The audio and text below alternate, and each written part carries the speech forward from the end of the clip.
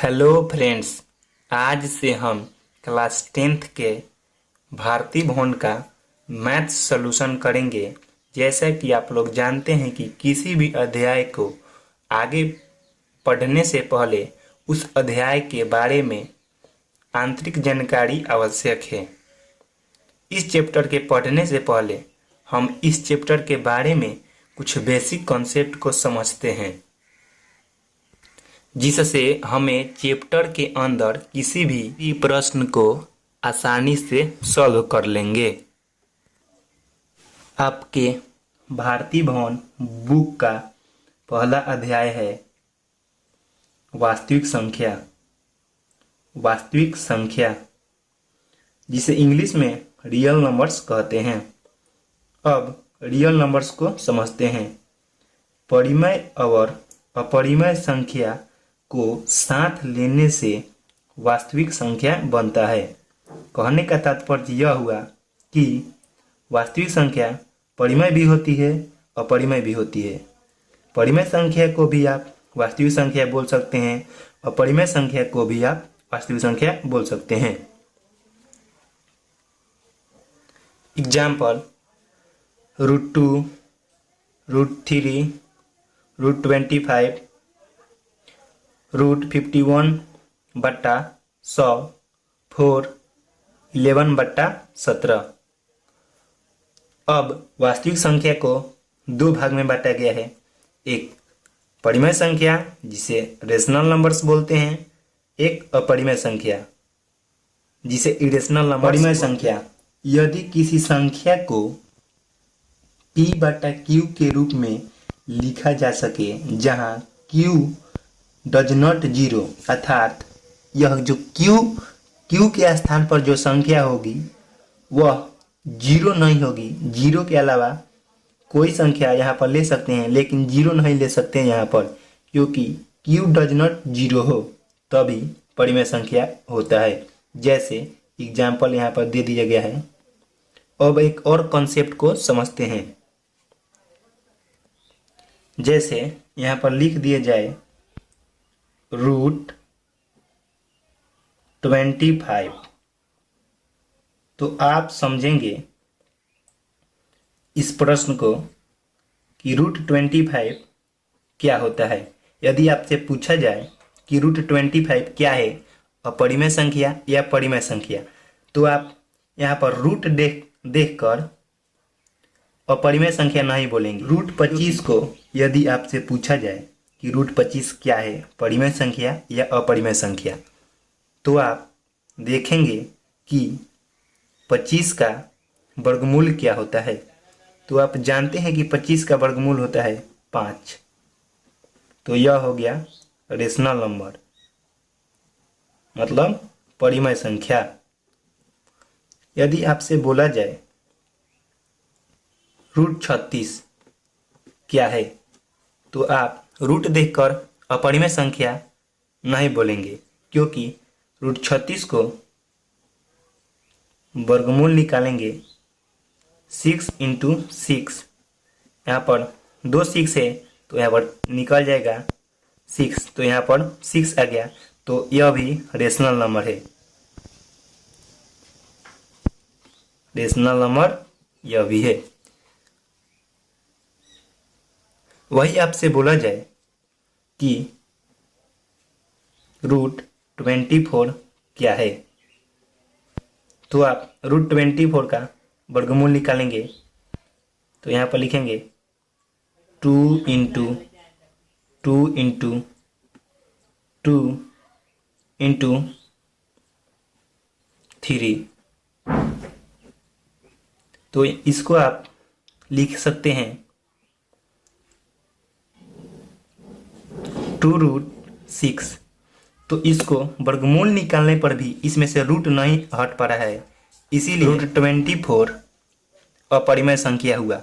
अर्थात इन सब एग्जाम्पल के द्वारा आप यह समझ पाएं कि यदि रूट में कोई संख्या दिया हो और उसका वर्गमूल निकल जाए तो वह परिमेय होगा, और रूट में कोई संख्या दिया हो और वर्गमूल निकलने के बाद भी उसमें कहीं ना कहीं रूट लगा है तो वह अपरिमेय संख्या हुआ। जैसे यहाँ पर 2 इसमें से निकाल दिया गया है, एक तो वर्गमूल निकल गया है, लेकिन √6 भी इसमें बच गया है, इसका वर्गमूल नहीं निकल पाएगा।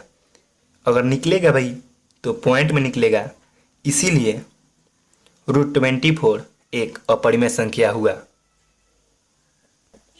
अभी चैप्टर के प्रश्न को बनाना स्टार्ट नहीं किए हैं, अभी बेसिक कॉन्सेप्ट जो आपके वास्तविक संख्या में है इसी को पहले समझा रहे हैं।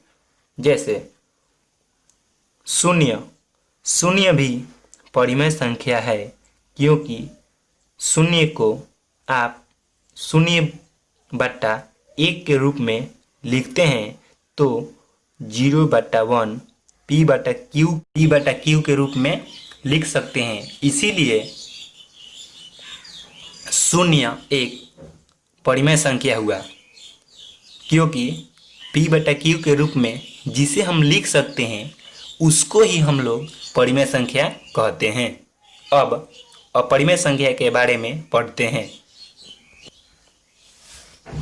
अपरिमेय संख्या, यदि किसी संख्या को p/q के रूप में नहीं लिखा जा सके, अगर q डज नॉट 0 हो, मतलब 0 के बराबर ना हो, तो वह संख्या अपरिमेय संख्या कहलाता है। मतलब यदि किसी संख्या को p/q के रूप में लिखा जा सके तो वह परिमेय होता है, और यदि किसी संख्या को p/q के रूप में नहीं लिखा जाता तो वह अपरिमेय संख्या होता है। एग्जाम्पल यहाँ पर देख सकते हैं, आप पहले भी अपरिमेय संख्या को बहुत बार पढ़ चुके हैं। अब यूक्लिड भाग एल्गोरिथम विधि से मस, जिसे अंग्रेजी में HCF बोलते हैं, निकालना जानते हैं। आप बचपन से एक विधि को जानते हैं, HCF निकालना, गुणनफल विधि और भागफल विधि।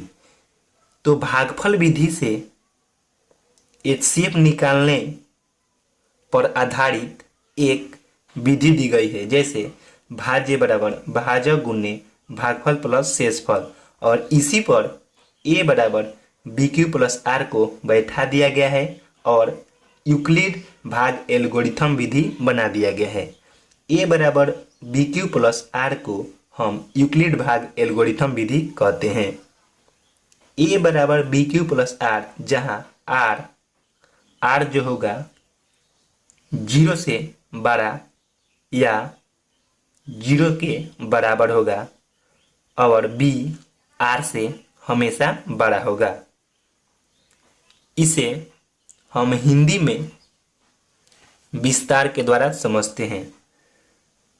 0 के बराबर या 0 से बड़ा ही शेषफल आता है। मतलब जो शेषफल आता है हमेशा 0 के बराबर होगा, अन्यथा 0 से बड़ा होगा। शेषफल 0 के बराबर होगा या 0 से बड़ा होगा, और भाजक जो होगा हमेशा शेषफल से बड़ा होगा। इसे भी एक एग्जाम्पल के द्वारा समझते हैं। यहाँ पर देख सकते हैं 125 और 15 का HCF निकालने पर आधारित इसको समझाने के लिए एक प्रश्न लिखे हैं। यहाँ पर R है 5 है और B है 15 है, यहाँ भी R है 0 है तो B यहाँ पर 5 है। अर्थात ये जितना लिखे हैं उन पर आधारित ही इस पर अप्लाई हो रहा है। इस पर लिखे हैं 0 के बराबर या 0 से बड़ा ही शेषफल होगा।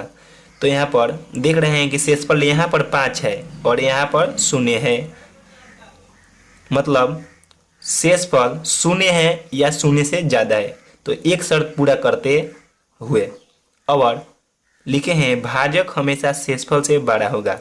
तो यहाँ पर भाजक है b, a बराबर BQ प्लस R, तो भाजक है b, तो b यहाँ पर 15 है तो यहाँ पर शेषफल 5 है, मतलब शेषफल से ज़्यादा भाजक है। यहाँ पर जब शेषफल 0 है तो यहाँ पर भाजक 5 है, अर्थात शेषफल से हमेशा भाजक बड़ा होता है। अब HCF निकालने के लिए कुछ शर्तें होती है, उसे हम देखते हैं। जब तक यूक्लिड भाग एल्गोरिथम विधि में r बराबर 0 ना आए तब तक हमें भाजक को भाज्य और शेषफल को भाजक बनाते रहना है। मतलब कहने का तात्पर्य यह हुआ कि जब हम HCF निकालेंगे तो जब तक r बराबर 0 ना आए तब तक हमें भाजक को अर्थात b को a बनाते रहना है और r को मतलब शेषफल को b बनाते रहना है।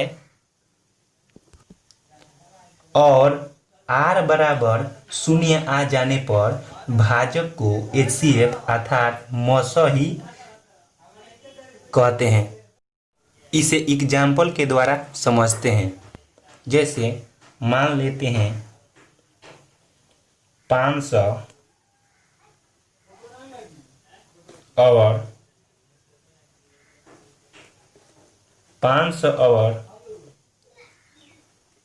30 का मौसा निकालते हैं यूक्लिड विभाजन एल्गोरिथम विधि से। 500 और 30 का मौसा निकालते हैं यूक्लिड विभाजन एल्गोरिथम विधि से। तो आप जानते हैं कि यूक्लिड विभाजन एल्गोरिथम विधि का सूत्र होता है a बराबर BQ प्लस R। तो a के स्थान पर हमें बड़ा पूर्णांक रखना होता है, तो हम यहाँ पर 500 रख देते हैं। और b के स्थान पर छोटा पूर्णांक रखना होता है, तो हम यहाँ पर 30 रख देते हैं। और q के स्थान पर कोई ऐसा संख्या रखना होता है जिससे हम b में गुना करें तो कट जाए, अन्यथा इससे छोटा आ जाए। तो यहाँ पर हम 16 रख देते हैं। 16 में हम 30 से गुना करेंगे तो 480 हो जाएगा। और यहाँ पर r के स्थान पर 20 रख देते हैं। यह तो आप जानते हैं कि जब तक r बराबर 0 ना आ जाए जब तक हमें यही प्रोसेस करते रहना है और b को a बनाते रहना है। तो यहाँ पर b आ गया 30। अब r बराबर 0 नहीं आया है तो b को हम लोग क्या बनाएंगे a। तो अब a के स्थान पर 30 को लिखेंगे और r मतलब शेषफल को b के स्थान पर लिखेंगे। तो यहाँ पर लिख दिए 20। अब कोई ऐसी संख्या से गुना करना है जिसे 30 कट जाए या कम आ जाए, तो इसमें 1 से गुना करते हैं और प्लस 10 करते हैं। अभी भी r बराबर 0 नहीं आया है, इसलिए हम फिर से b को a बनाते हैं। तो यहाँ पर b के स्थान पर 20 है, तो यहाँ पर 20 रख देते हैं। और शेषफल अर्थात r को b बनाते हैं। तो r यहाँ पर 10 है, तो 10 b के स्थान पर लिख देते हैं। अब फिर हमें ऐसी संख्या चुनना है जिससे 20 कट जाए अन्यथा छोटा आए। तो यहाँ पर 2 रखने पर 20 पूरी तरह कट जाएगा और r के स्थान पर 0 लिख देते हैं। जैसा कि आप नियम में जानते हैं कि जब r बराबर 0 आ जाता है तो हम लोग b को अर्थात भाजक को HCF बोलते हैं। तो यहाँ पर b के स्थान पर है 10, b के स्थान पर है 10 मतलब भाजक है 10। भाजक बराबर 10। तो यह तो आप नियम जानते हैं कि भाजक ही HCF होता है जब r बराबर 0 आ जाता है। तो HCF जिसे हम मौसा बोलते हैं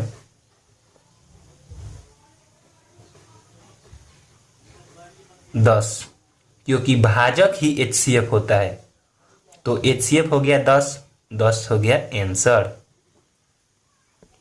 इतना बेसिक कॉन्सेप्ट समझने के बाद अब हम अपने अध्याय की ओर बढ़ते हैं।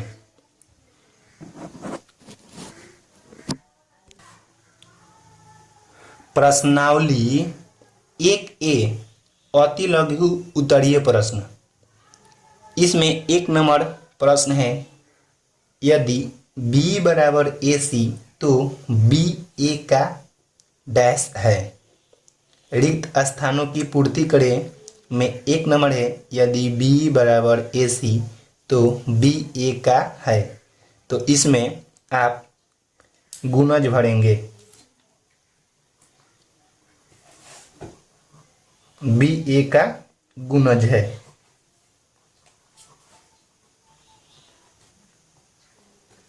BA का गुणज है, तो यह आप गुणज अपने बुक में देखकर भी भर सकते हैं।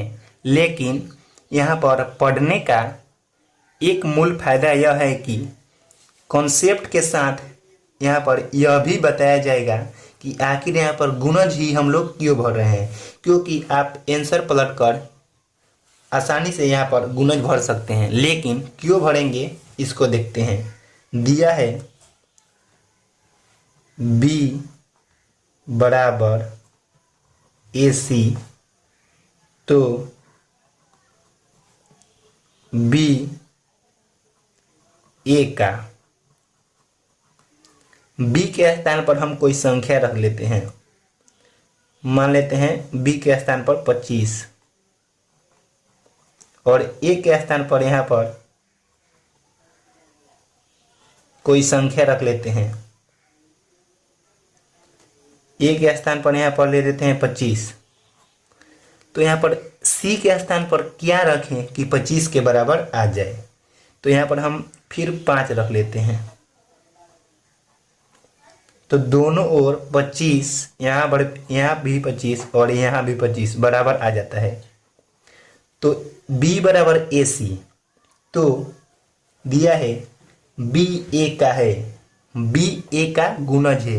तो कैसे, तो यहाँ पर B मंगवाने के लिए, यहाँ पर B आप मंगवाने के लिए 5 में 5 से गुना ही ना किए हैं। यहाँ पर अभी 30 भी लिखेंगे तो यहाँ पर 5 में 6 से गुना करेंगे तभी ना 30 आएगा। तो यहाँ पर किसी भी संख्या को लिख दें B के स्थान पर और एक संख्या ले लें और उसमें गुना करेंगे तभी इतना आएगा, क्योंकि A और C आपस में गुना का चिन्ह को दर्शा रहा है। अर्थात B बराबर AC B A का गुणज है, B A का गुणज है। इसके बीच जैसे यहाँ पर लिखा है AC अर्थात इसका मतलब होता है A गुने C। ये कुछ अलग से था, तो यहाँ पर आप भरेंगे गुणज। यदि B बराबर AC तो B A का गुणज है। सेकंड प्रश्न है, यदि भाग एल्गोरिथम में A बराबर BQ प्लस R में A बराबर 72 B बराबर 9 तो R बराबर ज्ञात करना है। A बराबर 72 दिया है, B बराबर 9 दिया है तो R ज्ञात करना है। तो हमें जिस तरह दिया है पहले उस तरह हम लिख लिए हैं। सेकंड प्रश्न है, यदि भाग एल्गोरिथम A बराबर BQ प्लस R में A बराबर 72 B बराबर 9 तो R बराबर क्या होगा। प्रश्न को सॉल्व करते हैं। जिस तरह दिया है उसी तरह हम लिख लेते हैं। A के स्थान पर 72 दिया है तो यहाँ पर A के स्थान पर आप 72 लिख लेंगे। फिर B के स्थान पर 9 दिया है तो B के स्थान पर 9 लिख देंगे। तो R ज्ञात करना है, यहाँ पर Q अपने से भरना है। तो यहाँ पर हम Q के स्थान पर कोई ऐसी संख्या लेंगे जो इसे काट दे या इसे कम आए। तो हम यहाँ पर 8 लेंगे, यहाँ पर R लेंगे। 9 8 72, यहाँ पर R बराबर 0 आ चुका है। तो 0 आने का मतलब कि HCF बराबर 9, क्योंकि आप जानते हैं कि भाजक मतलब B जो होता है वही HCF होता है। तो यहाँ पर HCF हो जाएगा 9। लेकिन प्रश्न कर रहा है R बराबर क्या होगा, R। तो आप आसानी से लिख सकते हैं R बराबर 0, क्योंकि यहाँ पर R बराबर 0 आया है। तो आप रिक्त स्थान जो इस तरह दिया है उसमें आप 0 भर सकते हैं, 0।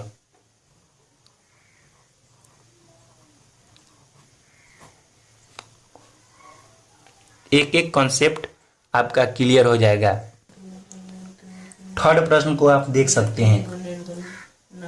यदि भाग एल्गोरिथम A बराबर BQ प्लस R में B बराबर 4, Q बराबर 5, R बराबर 1, तो A बराबर ज्ञात करना है।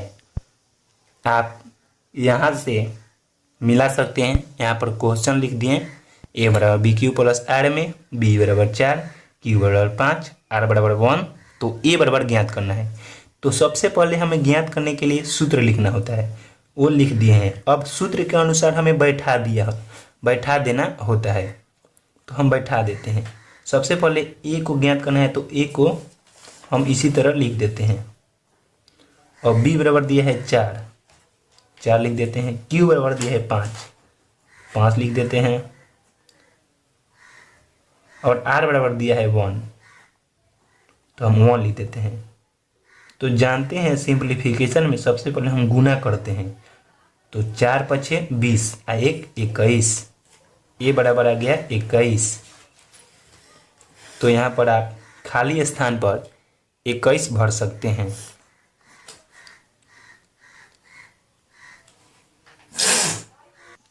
प्रश्न नंबर 4 को देखते हैं। यदि भाग एल्गोरिथम A बराबर BQ प्लस R में A बराबर 37, B बराबर 4, R बराबर 1, तो Q ज्ञात करना है। तो इसे चलो हम ज्ञात करते हैं।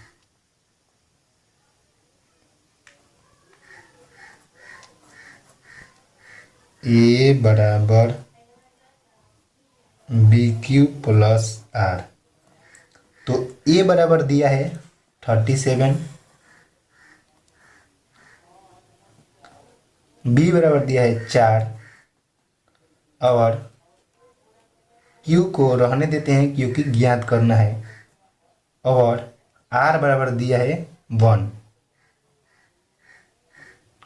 फिर हम यहाँ पर लिखते हैं 37 बराबर। अब यहाँ पर देखेंगे कि Q के स्थान पर कौन सा ऐसा अंक डालें जिससे 37 इधर भी आ जाए। तो यहाँ पर हम यदि 9 लिखते हैं तो 4 9 36 और प्लस 1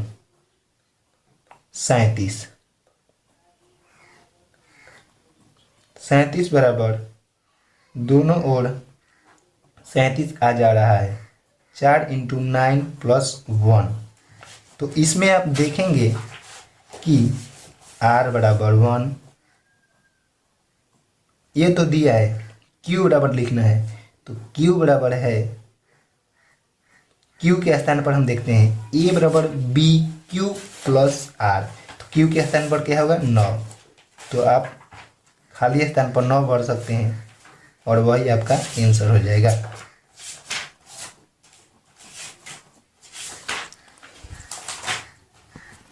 अब प्रश्न नंबर 5 को देखते हैं।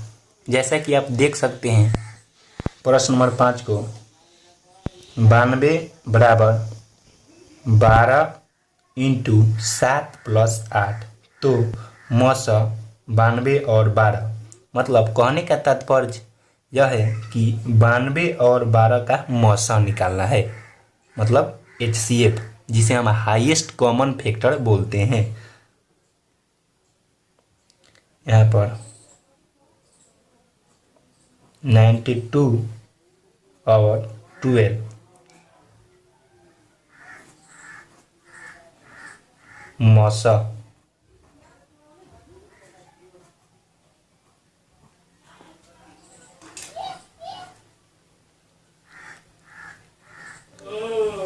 तो आप इसे ए बराबर बी क्यू प्लस आर के फॉर्म में सेट करेंगे। ए के स्थान पर आप 92 लिख देंगे और बी के स्थान पर 12 और यहाँ पर ऐसी कोई संख्या डालना है जिसे 92 कट जाए या तो छोटा है। ये आपको हम शुरू से बताते आ रहे हैं। यहाँ पर आप 7 डालेंगे प्लस 82 84 में आप 8 जोड़ेंगे तो 92 हो जाएगा। तो आप जानते हैं कि जब तक r बराबर 0 नहीं आ जाता है आपको भाजक को भाज्य बनाते रहना है। तो 12 भाजक है तो आप 12 को यहाँ पर लिख देंगे और शेषफल को आपको भाजक बनाते रहना है। तो यहाँ पर 8 लिख देंगे। 8 × 1 + 4 फिर आप यहाँ पर 8 लिख देंगे क्योंकि r बराबर 0 नहीं आया है। 4 × 2 + 0 r बराबर जब 0 आ गया तो आप आसानी से HCF लिख सकते हैं कि इसमें HCF क्या क्या आया है। तो HCF आया है 4 आपका HCF आया है।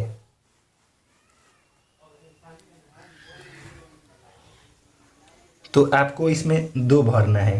देखिए यहाँ पर दिखाई दे रहा है क्या इसमें भरना है 2। तो आप देख सकते हैं आपको भाज्य भी भरना है और भाजक भी भरना है। तो आप भरेंगे 8 और 4। आप यहाँ पर क्वेश्चन नंबर 5 को देख सकते हैं, सॉल्व हो गया है। अब क्वेश्चन नंबर 6 को देखते हैं। क्वेश्चन नंबर 6 में है यदि 42 बराबर 35 × 1 + 7 35 बराबर 7 × 5 + 0 तो मौसा 42 और 35 का मौसा निकालना है। आपको 42 और 35 का मौसा निकालकर इसमें भर देना है। तो चलिए हम निकालते हैं 42 और 35 का मौसा। तो सबसे पहले हम सूत्र लिख लेते हैं A बराबर BQ + R, जहाँ यह तो आप जानते हैं लिखने की आवश्यकता नहीं है, फिर भी हम लिख देते हैं जहाँ 0 से बड़ा या बराबर R, R से बड़ा B होता है। अब 35 और 42 का मौसा निकालना है। तो बड़े वाले को हम ए के स्थान पर लिखते हैं, यह तो आप जानते हैं, और छोटे वाले को बी के स्थान पर 35 में आप गुना करेंगे जिससे 42 कट जाए या तो छोटा है तो हम 1 से गुना करते हैं और +7 जोड़ते हैं। तो r बराबर 0 नहीं आया, इसका मतलब हमें फिर b को a बनाना पड़ेगा। तो 35 को फिर बना लेते हैं a और शेषफल को b बनाना पड़ेगा। तो 7 × 5 + 0 r बराबर 0 आ गया, इसीलिए HCF बराबर 7। HCF का फुल फॉर्म होता है highest common factor. Highest common factor